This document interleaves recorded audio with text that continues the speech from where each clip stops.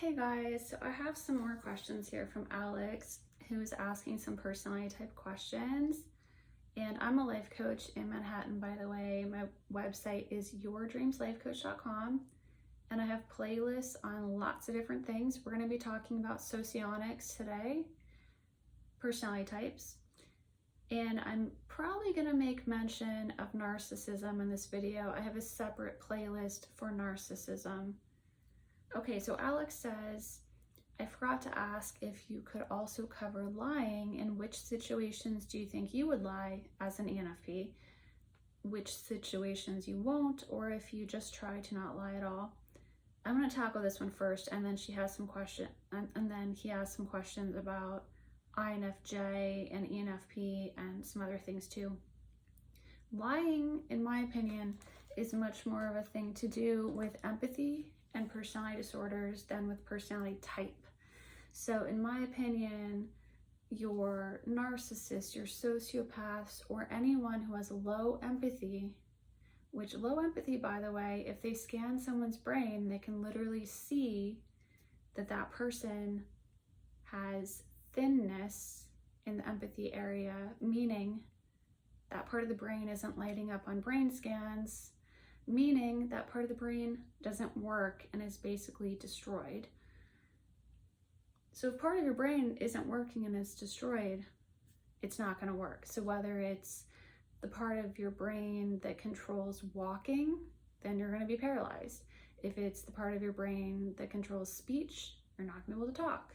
And if it controls empathy, you're just not going to care about other people's feelings, needs, wants, how things affect them. If something harms them, you just don't care.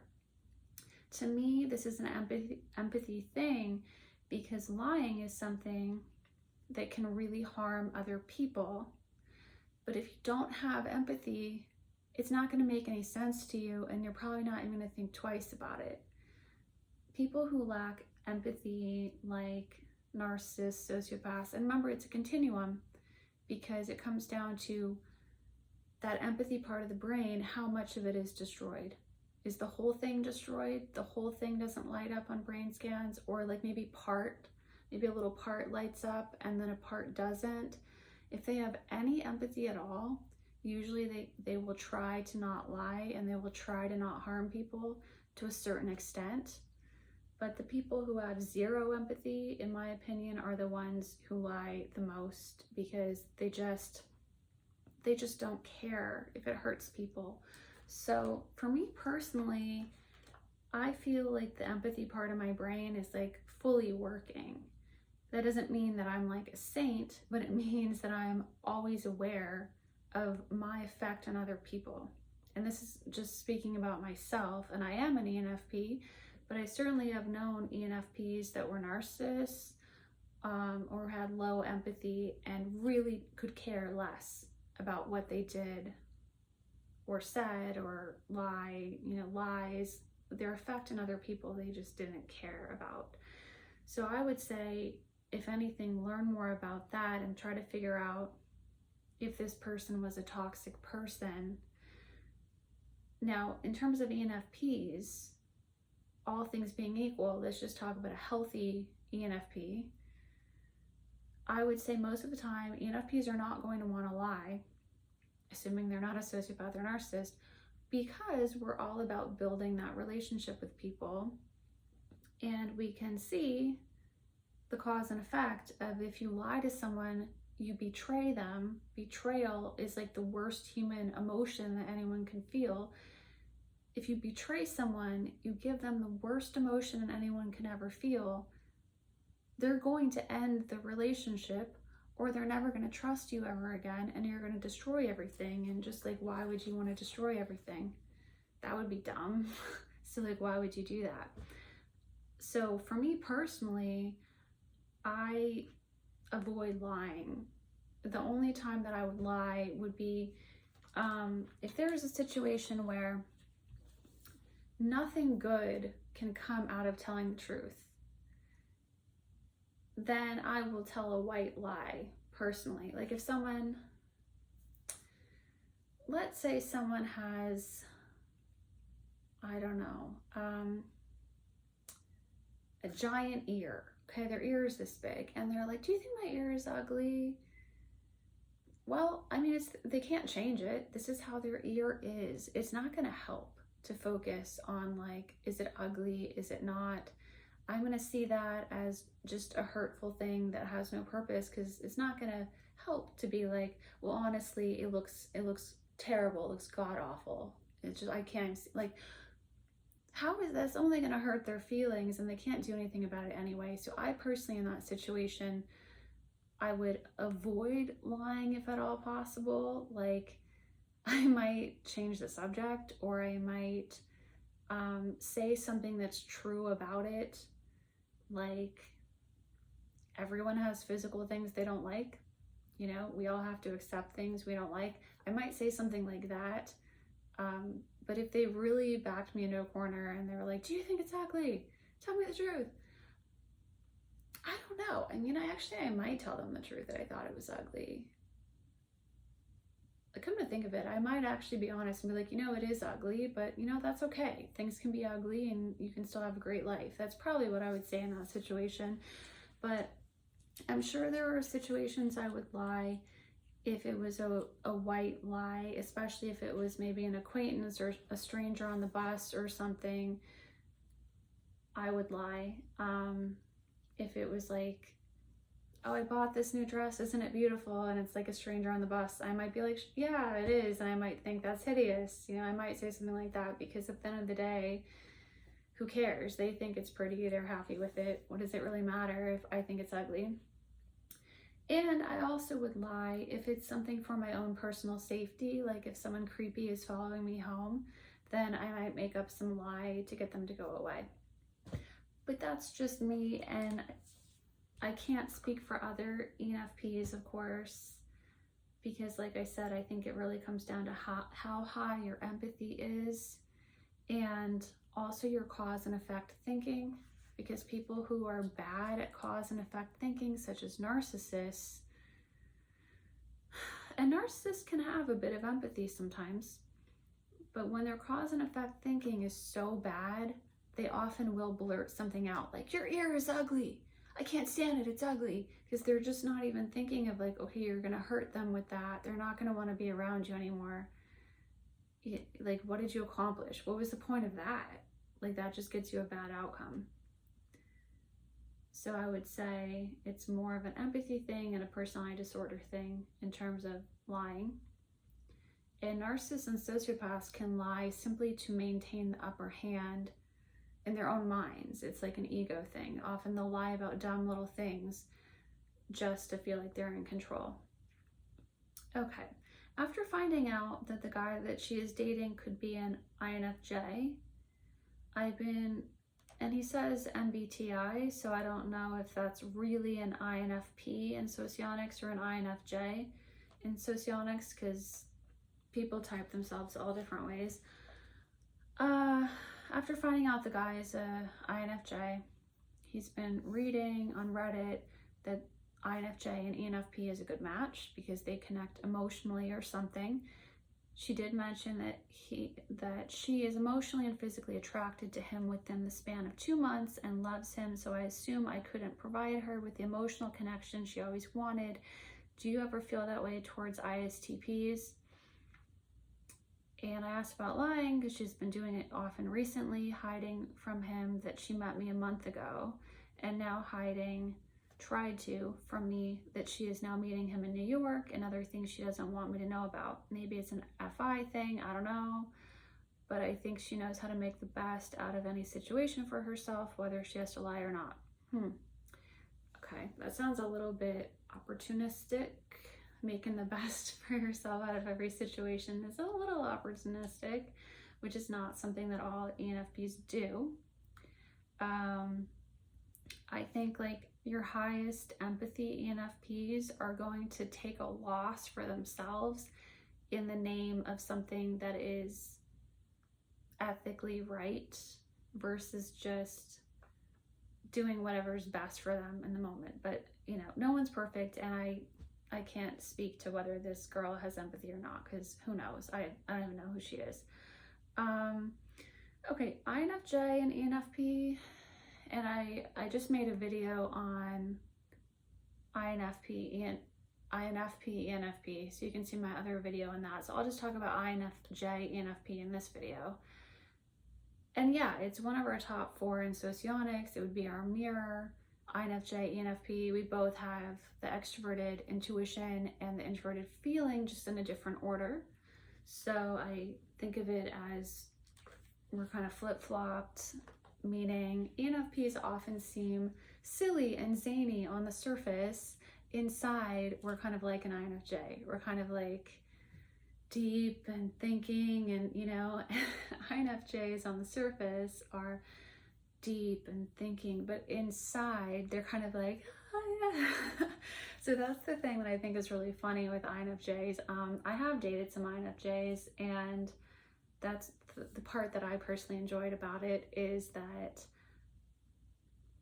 when you get them to chillax, because INFJs put like a lot of pressure on themselves. They're very like, every moment is high stakes, like that's their vibe, like very serious. Okay, like, I'm pretty sure Audrey Hepburn is probably an INFJ. I really get that vibe from her, and how she's very controlled and very like takes every moment seriously, right?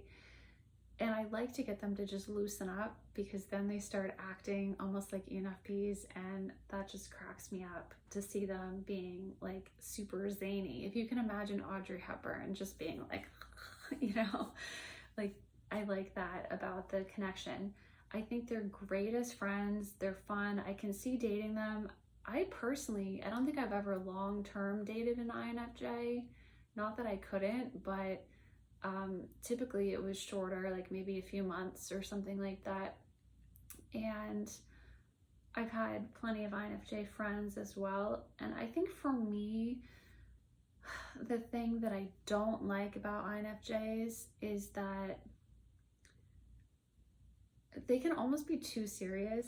And because their dual is the ESTJ is very serious. Now, granted, they can both lighten up and have fun and be super fun when they're going out and stuff.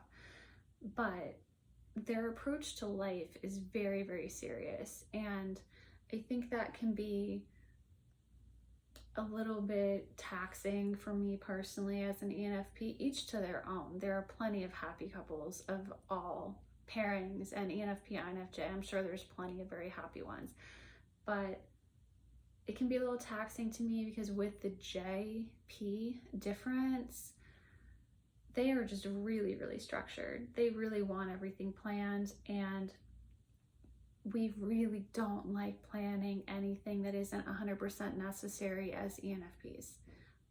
I really prefer to leave my options open. Like, I don't even like to make social plans unless I absolutely have to, unless there's some reason that it needs to be planned. I would much rather leave it open and just see what happens. Like, that's my ideal. I know it doesn't always work like that. A lot of the time you do have to plan things just to make sure that the plans happen and they don't get messed up, and you get a restaurant reservation and all that. But my ideal is just last minute being like, oh, it's sunny, let's go on a picnic, or, oh, I'm really craving this one meal, let's go to this restaurant. INFJs will usually be down for that, but they kind of would prefer having it on the schedule and having it on the calendar all week, and having the reservation, and having, we'll go to the restaurant, then we'll go to this show, then we'll do this, and it's all like planned. And then as an ENFP, there can be some pressure, because like, oh, it's all planned. Okay, let's hope that I still feel like doing it that day, and it's like, sometimes I do remember certain plans just being like, oh man, I really am like tired today, I don't really feel like it, but it's planned, so I have to go. And I feel like ISTP versus INFJ is more go with the flow, and more likely to kind of make loose plans that can kind of be canceled more easily. And if there's a change, they kind of roll with it very quickly and easily without it being a big deal. INFJs have a harder time with things being changed, which I can't blame them for. I'm a Virgo. I don't like things canceled or changed either. Just compared to an INFJ, I'm way more laid back about it. And I prefer to not have everything set in stone. They often will make longer term plans for their whole life. And like in 6 months, I'm going to do this. And I'm like, why does it need to be like so rigid though? Like, why don't you just see where things are at in 6 months and generally know where you want to go? But if you haven't done XYZ exactly, that doesn't ruin everything.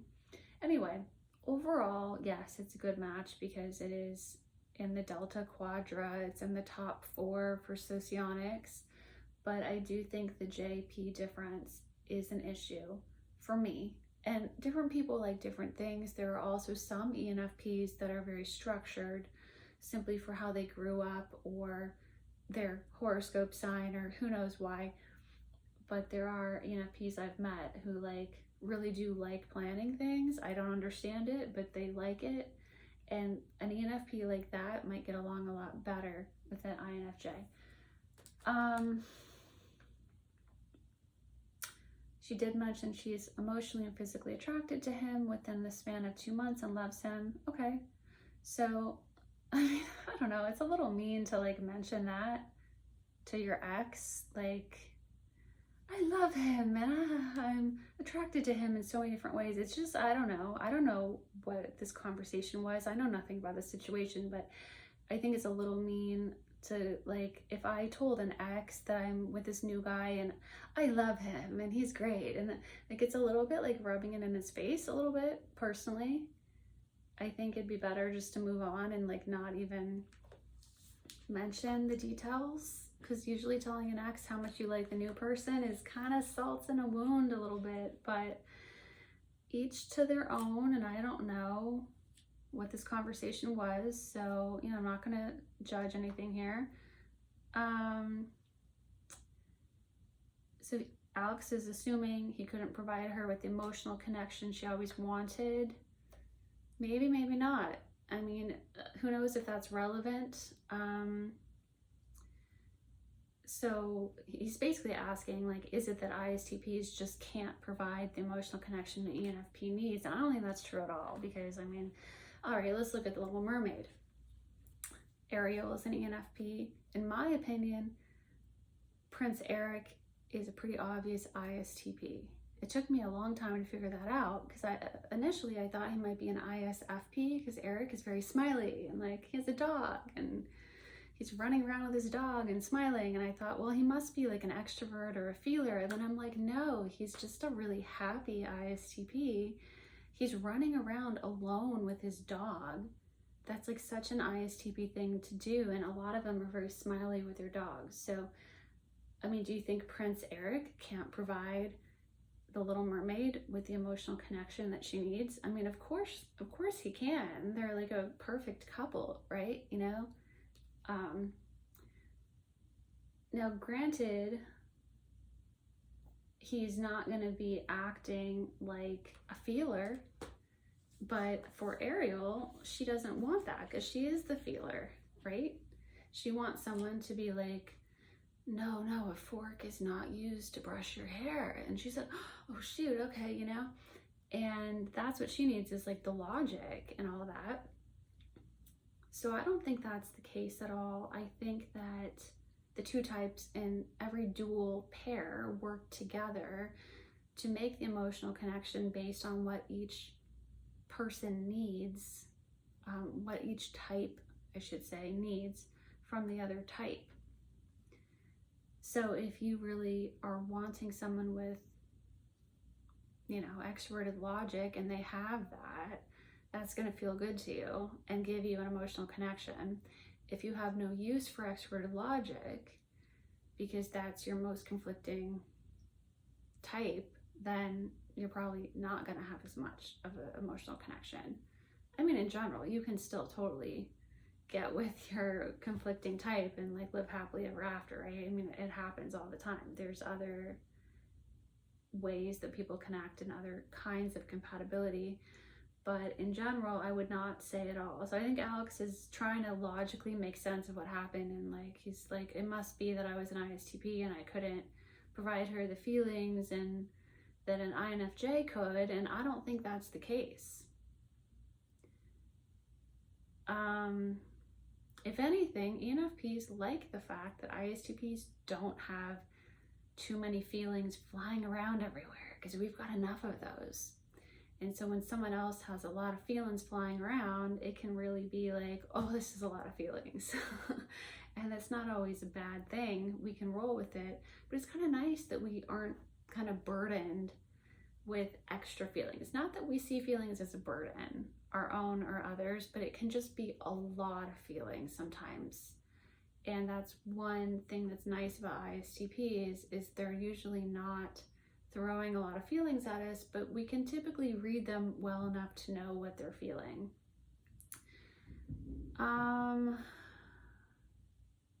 So yeah, I think ENFP ISTP works just fine. You know, the ISTPs that I dated, I thought they were cool, you know, and I didn't personally find them boring. Maybe one, just a little bit. But even so, even if they are boring, it's not super boring. It's like I almost see it as if I'm finding an ISTP to be boring, I probably need to shake him up a little bit and shake him out of a rut or something, and then he'll come to life again very quickly. Or we just need to go out and do something fun, kind of a thing. So in general, I don't find ISTPs boring. Think of Prince Eric from Little Mermaid. Does he seem boring? No. I mean, he has a lot going on. He's a prince, but I mean, he's a lot going on. He's focused on like what he's doing and his dog and running around, and I don't know what that guy does all day, but no, I think it's a good connection. I think for whatever reason this relationship failed between you and this ENFP, and I think it's more important to look at if she was toxic or not, because that often can be the reason these things fail. Now, I'm not saying that that was what it was for sure, because I know nothing about you or her, and I can't say, but just in general, I think that's an important thing to look at. Now about lying.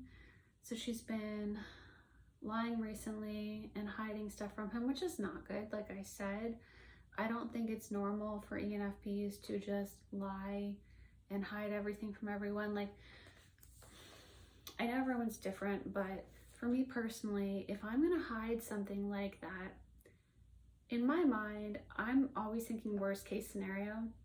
And it's like, if I hide this dumb little detail from some guy that I'm crazy about, and that dumb little detail comes out and looks like a bigger deal than it was and destroys the whole relationship, like, why would I do that? You know, that would be dumb.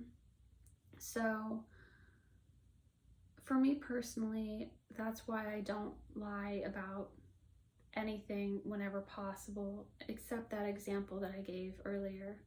If there's just no good that can come of something, or a stranger on the bus or something, yeah, maybe I'll tell a white lie.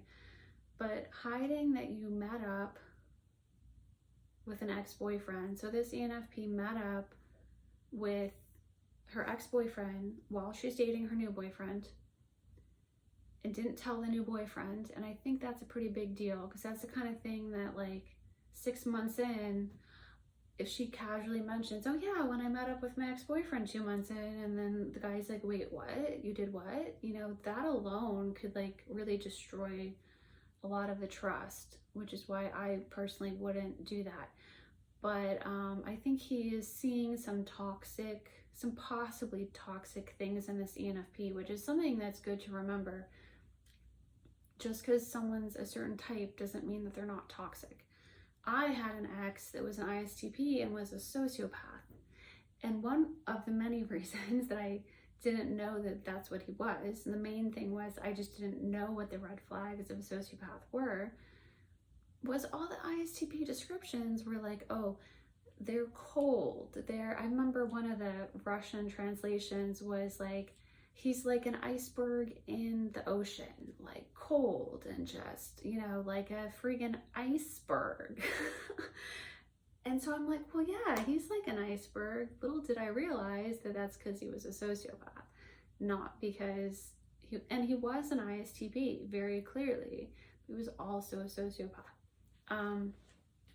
So it's important to remember that just because they're that type doesn't mean that they don't have these other problems layered on top of it, because it's easy to blame stuff on someone's type and say, oh, she's just a zany, crazy ENFP and she's just running around. And it's good to step back and be like, is the person being toxic? Even though she's an ENFP, she could still be potentially doing toxic things. So yeah, there's just these lies here, and she's trying to lie that about her meeting him in New York and hiding that from Alex, I guess. I don't think that's an FI thing. He says maybe it's an FI thing. I don't know. No, I don't think it is. I think it's just some people lie more than others. And for me, it's a big red flag if someone lies at all, even if it's, or especially if it's dumb little things that they have no reason to even lie about. You know, if I'm like, what did you have for lunch? And they're like, oh, peanut butter sandwich, and they had a tuna sandwich. It's like, why would you lie about that? That is a red flag for toxic people. But I think she knows how to make the best out of any situation for herself, whether she has to lie or not. To me, that does sound opportunistic, which is making the best for yourself at the expense sometimes of others. And I think that the more opportunistic someone is, kind of the lower their empathy is in general. And I mean, of course, I'm only talking in general because I don't know. I don't know you people. I don't know this Alex person or his ex-girlfriend. I'm just throwing some of my ideas out there on how these different types work. So in general, I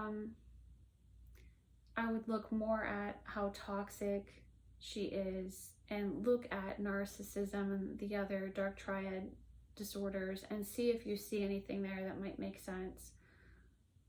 Or if it's not that, then look at the relationship and try to be realistic about like what was working, what wasn't working. You can even make a list of like everything that worked, everything that didn't work, things you liked, things you didn't like.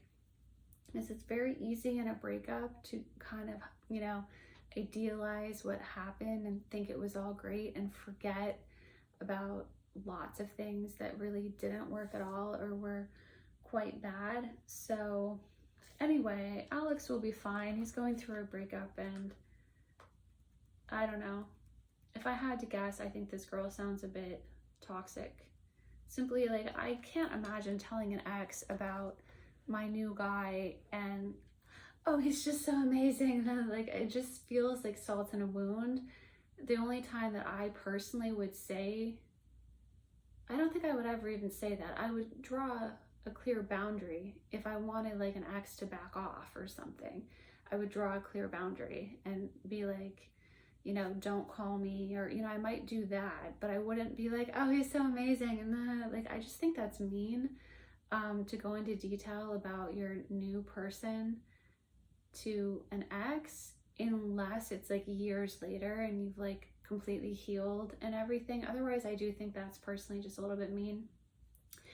But I think Alex is trying to like logically understand why it happened, which everyone needs to do after a breakup. It's an important thing to analyze it and try to figure out what went wrong so you can kind of not have it happen in future relationships. You can avoid things. But I don't think at all that it's about it being ENFP, ISTP. Yes, ISTPs are kind of cold and logical, but that works for ENFPs because we like the challenge. We like the mysterious nut we can't quite crack. And I think that makes for a good pairing, actually. I don't think it's that. I mean, even my sociopath ex, okay, it doesn't get colder than that. And honestly, I didn't even notice. You know, that was on me, that I didn't notice how cold he truly was for like a pretty long time. And of course, I had to learn from my mistakes to not pick a sociopath again. I had to memorize the red flags and all of that.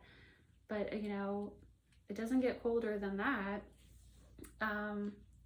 Of course, sociopaths do kind of fake it and they have a fake charm and everything. But even so, I mean, he was very much ISTP, and I don't see a problem with ISTP, ENFP personality types. I think that they work really well, and I think it's it is the best match in theory, assuming everything else is equal, because there's other areas of compatibility. So I would just say to Alex to just keep plugging away on healing, and do keep trying to understand what happened, because that will help in the future not repeat problems. But be careful that you don't jump at the wrong conclusions of assuming that it's you, because I do notice some self-blame here. Oh, maybe I was too cold. Maybe it's my personality type wasn't good. Maybe, and I don't know what happened, but I don't think it would be those things. But in time, with all breakups, give it a year. Even if you have no idea what happened, in a year you will. You'll just wake up and oh, that's what it was. That's why. And it will make so much more sense, just kind of letting time heal it. Not that you should only let time heal it. There's a lot you can do. And I have that other video on some tips for healing for breakups. There's a lot you can do to move yourself forward. But sometimes you don't 100% know why it went down that way until some time passes, and then it kind of will hit you. Like, the truth kind of always comes out, right? And the truth will come out. So anyway, I hope that was helpful. Feel free to comment, like, subscribe, and thanks everybody for watching.